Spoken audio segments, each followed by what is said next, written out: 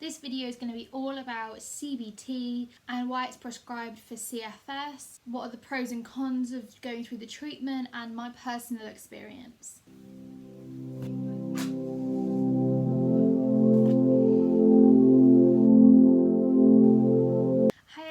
Welcome back to another video. This video has been based off research that I've done, which will all be linked down below. There's a lot of controversy with CBT. A lot of people really hate it for CFS. We're going to talk about that.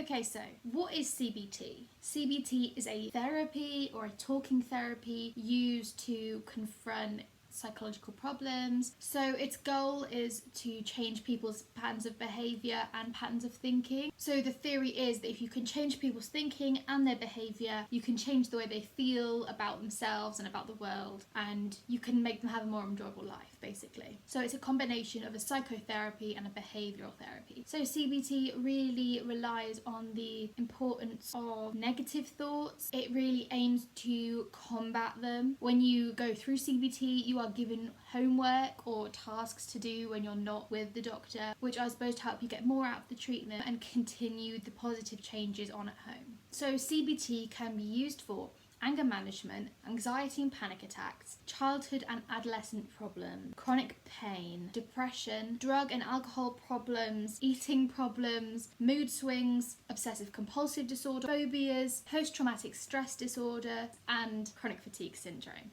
That's the one we're going to be talking about today. Does it work for that? Okay, so why is CBT prescribed for CFS? CBT was originally tested in 1991 when there were no other established treatments.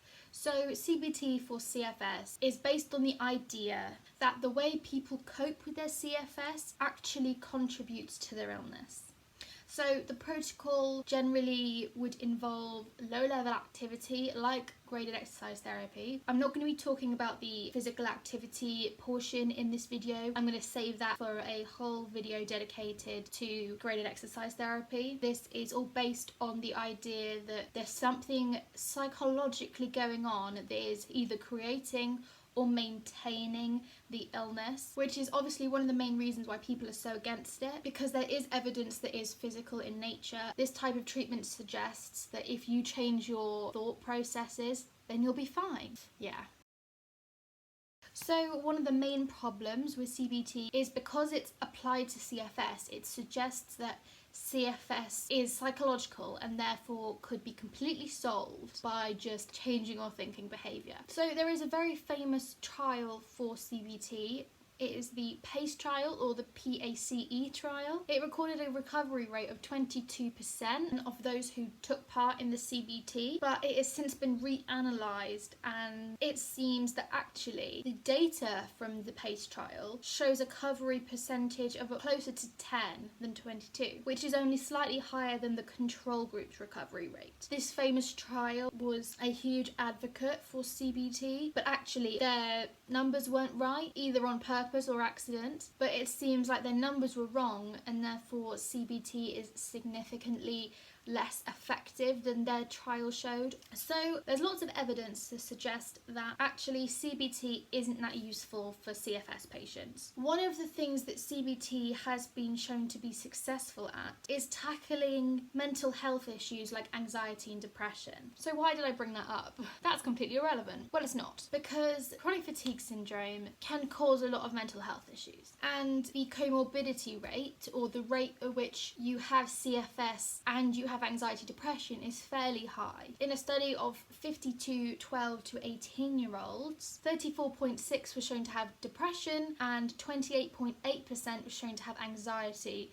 and 15% would have them both with their chronic fatigue syndrome. That's a high percentage of people who have chronic fatigue syndrome that also have mental health problems. I also developed anxiety and depression with the development of my CFS. So why is the comorbidity important? CBT has been shown to be effective for anxiety and depression, but not effective for CFS in general. The fact that CBT is used as a treatment for chronic fatigue syndrome in itself is problematic and unhelpful. However, because of the rate of mental health issues among people with chronic fatigue syndrome, it can be helpful. However, I would argue that it doesn't need to be prescribed for everyone. It should just be prescribed on a case-by-case basis where you have the mental health problem. If you are someone with great mental health and also have chronic fatigue, I personally don't think CBT will do anything for you. But if you're struggling like I was, I think it might help. So I think lots of people suggest that CBT is just utterly useless, especially in the chronic fatigue community. And while I do think there is, substantial evidence for that, I think it shouldn't necessarily be thrown out altogether, because it can definitely help people, not with their chronic fatigue specifically, but with a mental health condition that was caused by their chronic illness.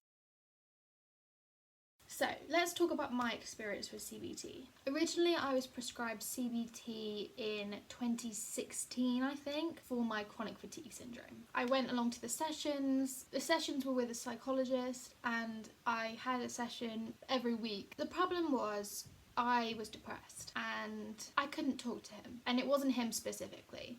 I couldn't talk to anyone. Kind of alluded to this in my chronic illness story part 2, which I'll link. I wasn't really talking to anyone at this time. Effectively, I ghosted my friends. I was a blank person. And anytime I would talk to a psychologist or a doctor, I couldn't talk to anyone. I used to take my mum with me. They'd ask questions and I would just kind of look at her and my mum would answer. I wasn't myself and I couldn't talk about it, partly because of the energy, partly because of the depression, partly because I was scared. I didn't know what was happening and I didn't understand it really, and I was terrified.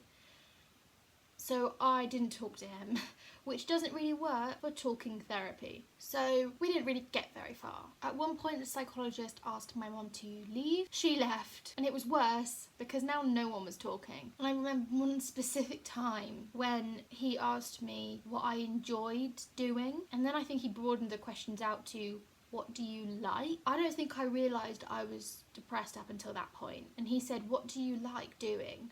What do you like? And I couldn't think of anything. And I'd always liked stuff before. I went through the list of things that used to be things I liked. Do I like going shopping? No. Do I like food? No. TV? No. Reading? No. Being creative? No. Seeing my friends? No. Literally, I ran through this list in my head, and every time I thought of something that I would have liked in the past, I didn't like it. And I was just being honest. I didn't like anything. I'd just become such a nothing person, and that really scared me. And in the end, I just think I said, so we weren't getting anywhere. And in the end, my psychologist was just like, we can't do this. There's nothing we can do here. She's too depressed to even do this. So we stopped going. So we stopped going to CBT. And then within the next couple of months, I got put on antidepressant. And I just kind of slowly started to become myself again. I slowly started to be a person, to enjoy things, speak to other humans. I started to become myself again. And at some point, me and my mum decided we would try CBT again, because now I could talk to people and we thought it was worth trying again. So we started it again with the same psychologist, and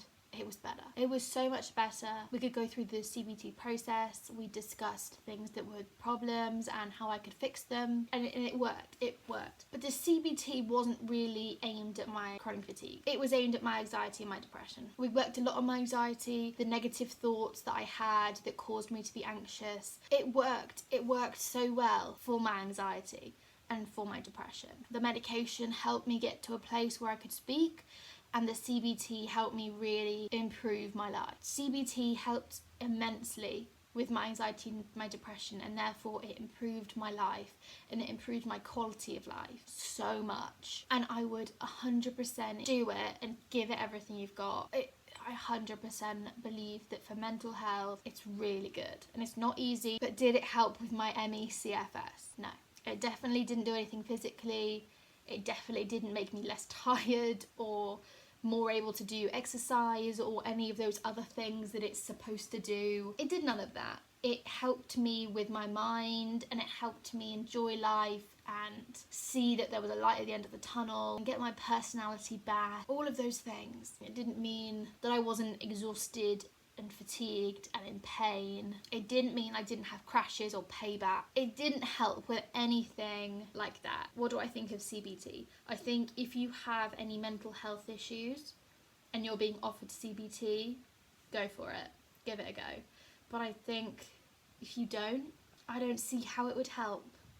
Maybe I'm wrong, and maybe it does help some people with their physical CFS symptoms, but I don't see how, because I mean, I would 100% argue that you cannot positive think your way out of chronic fatigue.